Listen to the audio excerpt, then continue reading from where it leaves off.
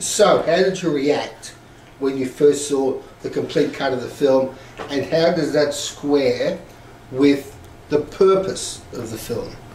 What did you want to achieve with the film? How close did you get? Well, the reaction is, it's a little bit disconnected to what I wanted the film to achieve. The reaction is one of relief, is one of a huge weight lifting off your shoulder. The process of making the film from the very start, but especially when we were trying to get it funded and we're trying to get all the bits together. I mean, I knew I had the interviewees, I knew it, but trying to guarantee the music. The first question that any investor says is, do you have in excess music? We hear it's troublesome to get. And initially it wasn't so troublesome, and then it became troublesome because of creative problems, creative control and all that sort of stuff.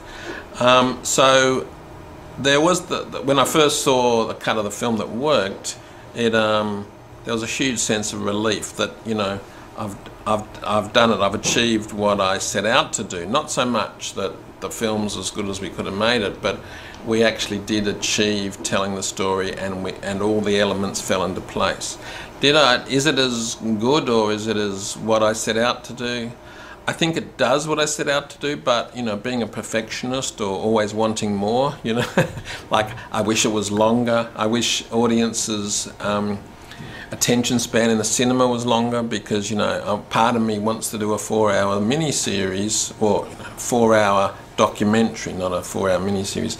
So part of me would, you know, could easily fill with the footage we have 4 hours, but, you know, that really tests people's patience. There was a lot of pressure from our producers and investors to make it, you know, make it under 100 minutes, and you know, 95 was the mention. So I do find it's, from all the work and all the planning and all the archive, it's over far too quickly. But, you know, that's the nature of the marketplace. What's the intent of the film in terms of the public's understanding of Michael Hutchence? What did you want to address or correct or redress? What I was trying to do with the actual film is a couple of things. One, I wanted to tell a unique and engrossing story that I'd actually been a witness to, but in the context of a known artist, Michael Hutchence, known in some countries more than others. I wanted to redress the legacy that was being left behind, which was pretty messy, I gotta say. Since the moment of his death, and the rumour, the scuttlebutt, the deliberately spread interviews in tabloid publications on it, there was all sorts of stuff out there that I just did not recognise. Was another purpose of the film to tell everyone the enormous impact the happenstance had on his life. The whole thing about the Copenhagen taxi driver, I didn't know about that. Right. Was it general knowledge? Did you know about it?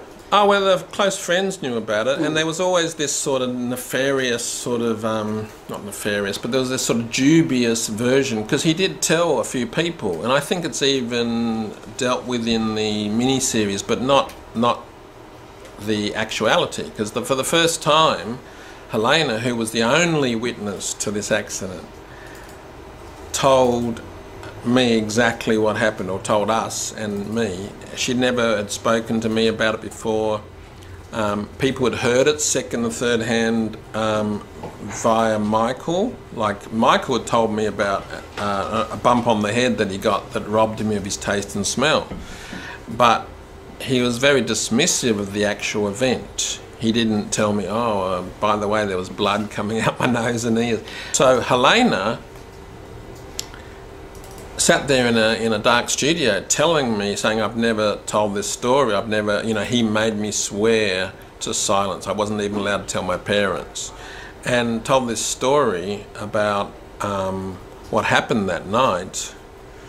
And it was such a un-rock and roll story. It wasn't, you know, he was riding his motorcycle too fast, or he was doing a James Dean, or he's being drunk and coked or whatever. He was literally eating a slice of pizza, and as you say, happenstance.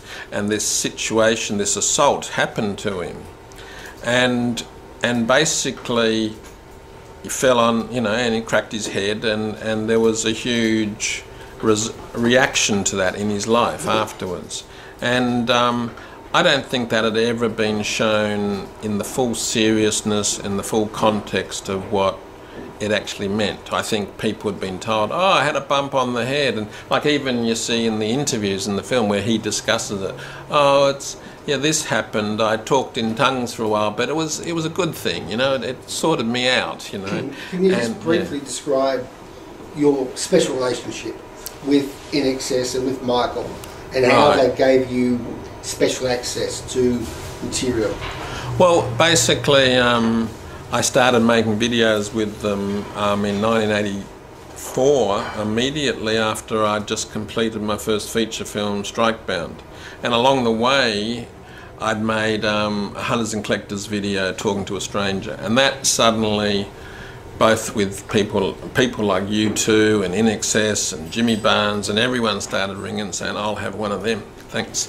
And literally that's what happened. The In Excess manager in 1984 rang and said, let's do a song together, and it was Burn For You. And in the process of that, we travelled from Mackay in Queensland to the Cannes Film Festival to London to finish it off, and from there on in, we just kept working together, including What You Need, that Lynn Marie directed and I produced, and then Need You Tonight, and all, you know. So you kept meeting up. It's at key points every 3 to 6 months over those years. You kept meeting up and spending an intense time together. It might be a week, it might be just a couple of shoot days, and then you'd at stage there, I was in London for about 3 or 4 months doing a film for Pete Townsend, and Michael and Michelle were living in London at that stage, and so we just, you know, we knew each other. We'd hang out in London, and I'd take him to see